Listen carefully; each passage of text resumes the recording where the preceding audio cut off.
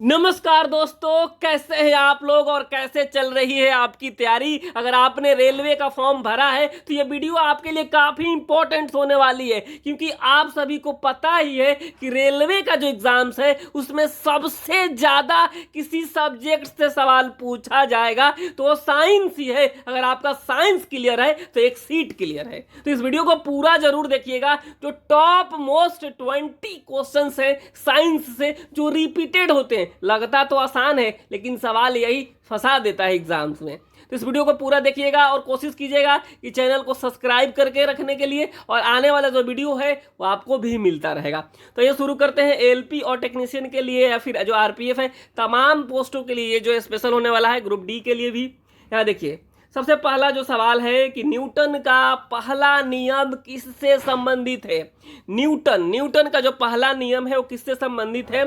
तो यहाँ पे आपके सामने चार ऑप्शंस दिए गए हैं: बल, ऊर्जा, जड़त्व और गति। यहाँ देखिए, न्यूटन का पहला नियम पूछा जा रहा है। तो जो न्यूटन का जो पहला नियम है, आपके सामने जो चार ऑप्शन दिए, इसमें जड़त्व होगा आंसर। क्योंकि आप सभी को पता है कि कोई वस्तु अगर विरामावस्था में बैठी हुई है, रुकी पड़ी है, तो जब तक उसमें बाहरी कोई फोर्स नहीं लगाया जाए वह स्थिर ही रहना चाहती है।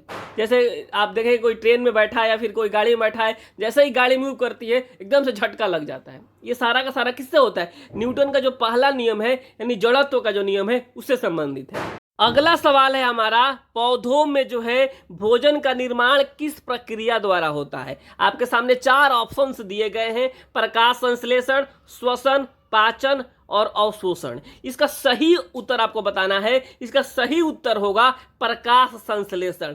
प्रकाश संश्लेषण से ही पौधों में जो है भोजन का निर्माण होता है। इसमें सहायक होता है कार्बन डाइऑक्साइड भी। और आप सभी को पता ही है कि पौधे जो है कार्बन डाइऑक्साइड लेते हैं और हमें ऑक्सीजन देते हैं। अगला हमारा सवाल है कि रक्त का लाल रंग क्यों होता है। रक्त का जो लाल होता है, यानी ब्लड का जो रंग होता है, लाल ही क्यों होता है? हरा क्यों नहीं होता? पीला क्यों नहीं होता? काला क्यों नहीं होता? तो जो रक्त का लाल होता है, वो लाल, जो रक्त का रंग होता है, लाल क्यों होता है? आपके सामने चार ऑप्शंस दिए हैं: क्लोरोफिल की उपस्थिति, हीमोग्लोबिन की उपस्थिति, जल की उपस्थिति और प्रोटीन की उपस्थिति।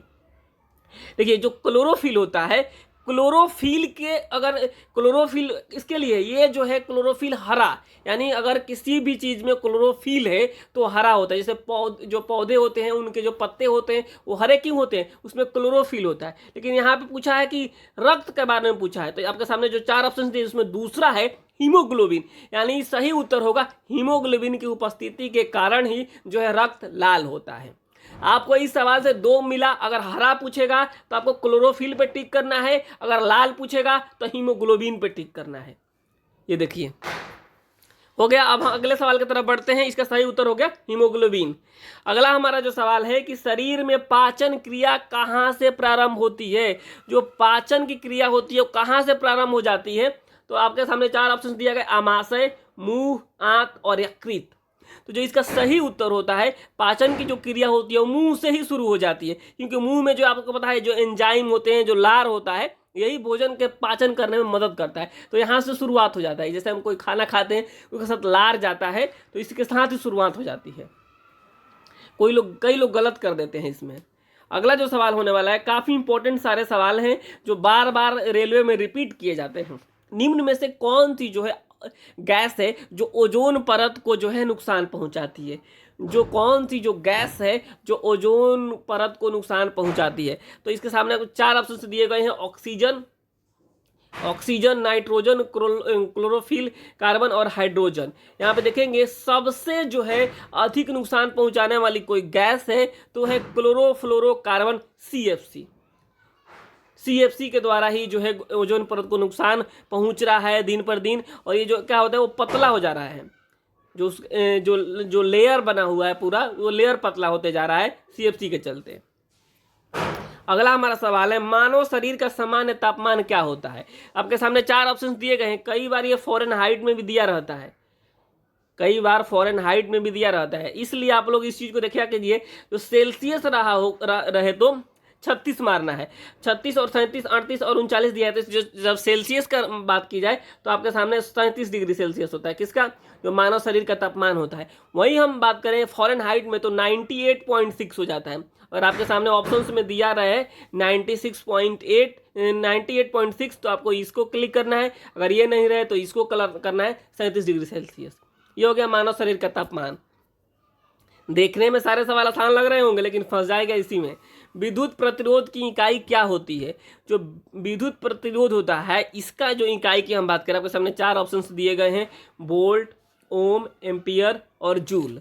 तो विद्युत जो है प्रतिरोध का होता है ओम होता है। विद्युत प्रतिरोध की इकाई जो है ओम होती है, जो कि किसी चालक में प्रवाहित विद्युत धारा का जो है उसका जो है प्रतिरोध को मापता है। कौन मापता है? ओम मापता है। अगला हमारा सवाल है, कौन सा जो अंग है शरीर में सबसे बड़ा है? सबसे बड़ा पूछा जा रहा है, हड्डी नहीं पूछा जा रहा है। यहाँ पूछा जा रहा है कौन सा अंग सबसे बड़ा है। तो यकृत, त्वचा, दिल और मस्तिष्क। यहाँ पे आपके सामने ऑप्शंस 4 से दिए गए हैं। तो जो त्वचा होता है ना, वही तो सबसे बड़ा है, क्योंकि वही सबसे ज्यादा क्या किया, कवर किया हुआ है। यकृत जो है शरीर का सबसे आंतरिक अंग होता है, यकृत के बारे में हम बात करें तो। लेकिन यहाँ पे क्या पूछा है, शरीर के अंग में सबसे बड़ा कौन होता है? कौन सा अंग जो है शरीर में सबसे बड़ा होता है? वह त्वचा ही होता है।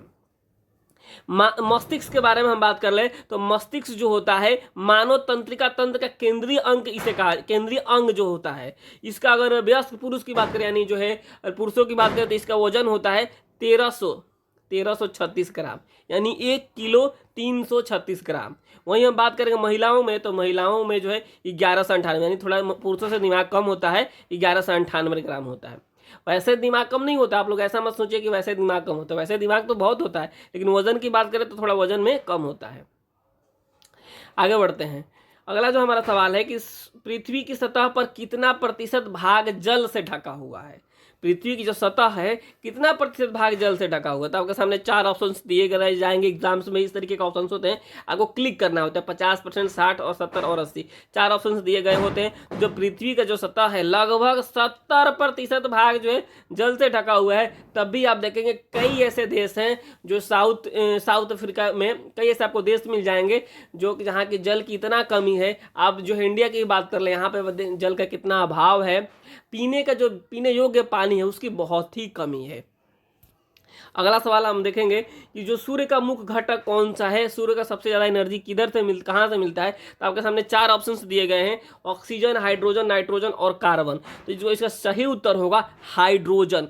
सूर्य का जो मुख्य घटक के रूप में जिसे हाइड्रोजन कहा जाता है, जो इसका नाभिकीय संलयन की प्रक्रिया से जो हीलियम में बदलता है, ये जो हाइड्रोजन होता है इसके नाभिकीय जो है संलयन से ये हीलियम बदल जाता है, जिससे ये सारा पूरा एनर्जी का खेल है। अगला हमारा सवाल है, ध्वनि का चाल जो है सबसे अधिक कहाँ होता है? देखिए ध्वनि का चाल के बारे में पूछ दिया गया है, तो जो सबसे अधिक होता है 4 ऑप्शंस दिए गए हैं, ठोस, द्रव, गैस और निर्वात। देखिए जो यहाँ पे मान लीजिए कोई वस्तु है तो यहाँ पे देखिए जो ठोस होते हैं ना, इसके जो पार्टिकल होते हैं मतलब बिल्कुल पास होते हैं, मतलब आपको बीच में बिल्कुल भी स्पेस दिखाई नहीं देगा बिल्कुल भी। तो जो क्या होगा कि ये जो इसमें गति जो है सबसे तेज हो जाती है ध्वनि की चाल की। वहीं हम द्रव की बात कर लेते हैं, ये देखिए ठोस वाला हम बात करते हैं इसमें तो पूरा हो गया। वहीं हम द्रव की बात कर लेते हैं, तो द्रव में जो क्या होता है यहाँ पे देखिए द्रव का, तो यहाँ पे थोड़ा सा दूर दूर होते हैं, यहाँ पे जो पार्टिकल होते हैं इसके दूर दूर होते हैं। तो यानी सबसे ज़्यादा किस में होता है? ठोस में। और दूसरा हो गया द्रव में। उसके बाद जो गैस की बात करें तो गैस में जो है आपको बहुत ही दूर दूर पार्टिकल होते हैं, तो तीसरे नंबर पे गैस आ जाता है। वही निर्वात की बात करें तो इसमें कुछ होता ही नहीं, तो इसमें भी तो बिल्कुल इसमें लगभग प्रवाह होता ही नहीं ध्वनि की जो चाल होती है। तो ये सारा चीज़ हो गया, देख लीजिए इस तरीके से खेल होता है ध्वनि के चाल का। तो सबसे जो है अधिक किसमें होता है? ठोस में। सबसे कम पूछे तो किसमें होता है? निर्वात में। वहीं हम प्रकाश की चाल की अगर बात करें तो प्रकाश का जो चाल होता है ना सबसे अधिक जो निर्वात में ही जाता है, सीधे उसको कोई मतलब डिस्ट्रैक्शन नहीं होता है, सीधे के सीधे यहाँ जो निर्वात में सबसे अधिक जाता है प्रकाश की जो चाल होती है। और ऐसे ही कम होते होते होते ये उल्टा हो जाता है प्रकाश वाला बात करें तो इसका सही उत्तर होगा ध्वनि का जो चाल है वो जो है ठोस हो गया। अगला हमारा सवाल है कि विटामिन सी का मुख्य स्रोत कौन सा है? विटामिन सी, देखिए विटामिन सी काफ़ी हमारे शरीर के लिए उपयोगी है, जरूरी है। और यहाँ देखिए विटामिन सी के कमी से बहुत सारे रोग भी हो जाते हैं। तो यहाँ पे आपके सामने 4 ऑप्शंस दिए गए हैं, केला, सेब, अमरूद और चावल। चावल से मतलब नहीं है यहाँ पे आपके जो 3 ऑप्शंस दिए गए हैं, केला में तो और भी विटामिन मिलता है, लेकिन जो सबसे ज़्यादा आप देखेंगे अमरूद में विटामिन सी मिलता है। अमरूद जो है अमरूद हो गया है, फिर नींबू हो गया, इसमें जो है विटामिन सी का ये प्रमुख स्रोत मानते हैं। जो हमारा ह्यूमन बॉडी है, इसका जो एंटीबॉडी है, इसके प्रणाली को जो है बिल्कुल मजबूती देता है। विटामिन सी बहुत ही उपयोगी है। तो इसका फिलहाल आप इस मान के चलिए विटामिन सी का मुख्य स्रोत यहाँ पे क्या करना है, आपको अमरूद पे क्लिक करके आगे बढ़ना है और अपना एक जो है सीट सिक्योर करना है। रक्त समूह की खोज किसने किया था? ये सवाल इतना इंपॉर्टेंट है, कई बार हमारे सामने से होकर ये निकला है। रक्त समूह का जो खोज है किसने किया था? आपके सामने 4 ऑप्शंस दिए गए हैं, Albert Einstein, Karl Landsteiner, Isaac Newton, Alexander Fleming. Alexander Fleming, यहाँ पे आपके सामने 4 ऑप्शंस दिए गए हैं। जो सही उत्तर होगा यहाँ पे जो कार्ल जो है लैंडस्टर जो होते हैं, ये रक्त समूह की इन्होंने खोज किया था। कब किया था ये भी अगर पूछा जाए तो 1901 में इन्होंने खोज किया था रक्त समूह का, 1901 में। यहाँ पे हमारा अगला सवाल है, अगला सवाल ये है कि जल का रासायनिक सूत्र क्या है? जल जो है, जल का रासायनिक सूत्र क्या है? यहाँ पे आपके सामने 4 ऑप्शंस दिए गए हैं। यहाँ पे CO2, H2O, O2 और N2। यहाँ पे सीधे सीधे आपको H2O जो होता है जल का रासायनिक सूत्र होता है। बाकी यहाँ पर CO2 हो गया, ये कार्बन डाइऑक्साइड हो गया, ऑक्सीजन हो गया और ये नाइट्रोजन हो गया। अगला हमारा सवाल है कि प्रकाश वर्ष किसे मापने की इकाई है? प्रकाश वर्ष, प्रकाश वर्ष जो है किसे मापने की इकाई है? कई बार क्या होता है, गलती से हम इसको प्रकाश क्लिक करके चले जाते हैं। अगर प्रकाश ऑप्शन में देता है तो लगता है अरे चलो प्रकाश वर्ष है, इसको क्लिक करो आगे बढ़ो, और ये सबसे बड़ा मिस्टेक हो जाता है। जो प्रकाश वर्ष होता है ना, वह दूरी का जो है यहाँ पे मापने की इकाई है। जो सबसे मैक्सिमम जो इकाई है दूरी मापने का, वो प्रकाश ही होता है। ये जो मान लीजिए यहाँ से चंद्रमा की दूरी, यहाँ से सूर्य की दूरी, ये सारा जो खगोलीय जो होता है ना, उसको नापने के लिए इसका यूज किया जाता है प्रकाश वर्ष का। मलेरिया रोग का कारण क्या है? मलेरिया रोग का कारण क्या है? ये एक जो सवाल पूछ लिया गया है मलेरिया वाला, जो कि प्रोटोजोआ के कारण होता है। प्रोटोजोआ होता है प्लाज्मा मीडियम, उसके चलते होता है। इसका सही ऑप्शन दिया गया है, ऑप्शन नंबर सी जो है प्रोटोजोआ होगा। अगला जो सवाल है हमारा, वनस्पति में पाई जाने वाली हरी रंग की पिगमेंट क्या है? वनस्पति में पाई जाने वाली हरी रंग की पिगमेंट क्या है? मैंने अभी बताया, अगर आपने ध्यान से इस वीडियो को देखा होगा तो मैंने बताया था आपको कि एक 2 चीज़ें होती है जो कलर को डिसाइड करती है, एक हेमोग्लोबिन और क्लोरोफिल। हीमोग्लोबिन जो होता है रक्त को लाल करती है, और वहीं हम बात करें क्लोरोफिल का तो जो है ये पेड़ पौधों में जो है कलर को डिसाइड करती है। तो जो क्लोरोफिल में हरा रंग होता है वो क्लोरोफिल के ही चलते होता है, यानी पेड़ पौधों में हरा रंग होता है वो क्लोरोफिल के चलते ही होता है। अगला हमारा सवाल है, शहद में प्रमुख शर्करा कौन सी होती है? शहद में प्रमुख शर्करा के बारे में पूछा गया है। तो जो शहद में जो सबसे अधिक जो है कोई चीज़ होता है जो मीठा बनाता है, उसको यहाँ आपके सामने 4 ऑप्शन दिए गए हैं, सुक्रोज, ग्लूकोज, फ्रुक्टोज, मल्टोज। तो इसका जो सही उत्तर होता है फ्रक्टोज। फ्रक्टोज जो होता है शहद का मुख्य शर्करा है ये, फ्रुक्टोज। अगला हमारा सवाल आप देखेंगे, चैनल को सब्सक्राइब नहीं किए हैं तो कर लीजिएगा। सबसे अधिक ऊर्जा किसमें पाई जाती है? तो आपके सामने 4 ऑप्शंस दिए गए हैं, कार्बोहाइड्रेट, प्रोटीन, वसा और खनिज। सबसे अधिक ऊर्जा की बात की गई है यहाँ पे, तो जो सबसे अधिक जो ऊर्जा होता है वो वसा में पाया जाता है। अगला हमारा सवाल है, अगला सवाल जो है विद्युत जो है स्थिर विद्युत आवेश का अध्ययन किसके द्वारा किया जाता है? यहाँ पे स्थिर विद्युत आवेश के बारे में बात की गई है। तो जो आपके सामने 4 ऑप्शंस दिए गए हैं, यहाँ पे A, B, C और D। तो यहाँ पे आपको जो सही उत्तर होने वाला है यहाँ पे B होने वाला है, इलेक्ट्रोस्टैटिक्स जो है, इसमें ही जो है विद्युत आवेश का अध्ययन किया जाता है।